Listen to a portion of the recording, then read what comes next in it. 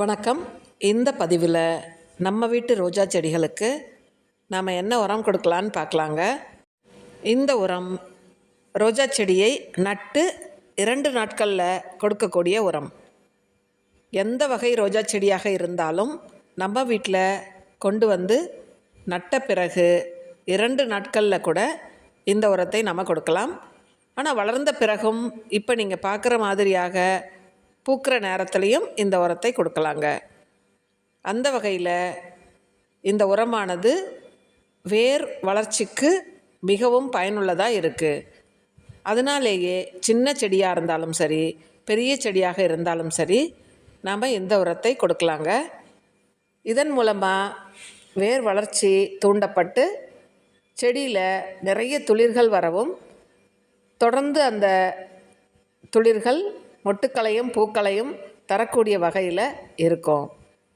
வாங்க அந்த உரத்தை நாம் கொடுத்துடலாம்.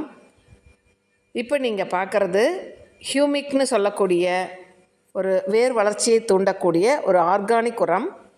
1 லிட்டர் தண்ணிக்கு 1 கிராம் ஹியூமிக் கலந்து நான் எல்லா செடிகளுக்குமே கொடுத்துட போகிறேங்க. முக்கியமாக நட்ட செடிகள் ஒரு வாரத்திற்குள்ளாக ஏதாவது உரம் கொடுக்கணுன்னா இந்த ஹியூமிக் நம்ம கொடுக்கலாம். அது ரோஜா செடியாக இருந்தாலும் சரி, காய்கறி செடியாக இருந்தாலும் சரி, மற்ற பூ வகைகளாக இருந்தாலும் சரி, மர வகைகளாக இருந்தாலும் சரி, நாம் இந்த உரத்தை கொடுத்துட்டோன்னா செடி வேர் விட ஆரம்பிச்சிருங்க. அதன் பிறகு தொடர்ந்து வளர்ச்சியை நம்ம பார்க்க முடியும். ஆரம்பத்தில் வேறு எந்த கெமிக்கல் உரங்களை கொடுத்தாலும் நமக்கு கொஞ்சம் பயமாக இருக்கும், ஏன்னா செடி ஏதாவது வீணாகிடுமான்னு. ஆனால் இந்த உரம் கொடுக்கும் பொழுது நம்ம தயக்கம் இல்லாமல் இந்த உரத்தை கொடுத்துடலாம். வேர் வளர்ச்சியை தூண்டி செடியை சேஃபாக பசுமையாக வச்சுக்கக்கூடிய உரம் இது. நீங்களும் உங்கள் வீட்டில் இருக்கக்கூடிய செடிகளுக்கு இந்த உரத்தை முயற்சி செய்யுங்க. ஆன்லைனில் கிடைக்கிது, ஹியூமிக்னு போடுங்க. கிரானுவல்ஸ்லேயும் கிடைக்கிது, பவுட்ரு ஃபார்ம்லேயும் கிடைக்கிது, லிக்விடாகவும் கிடைக்கிது. லிக்விடாக இருந்தால் 1 ml எடுத்துக்கோங்க 1 லிட்டர் தண்ணிக்கு.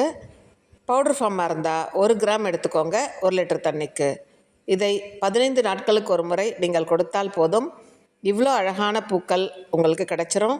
இந்த டேரி பூ எவ்வளோ அழகாக பூத்திருக்கு பாருங்கள். இதன் வளர்ப்பு குறித்த தகவல்களும் நான் போட்டிருக்கேன், பாருங்கள். தேங்க்யூ ஃபார் வாட்சிங்.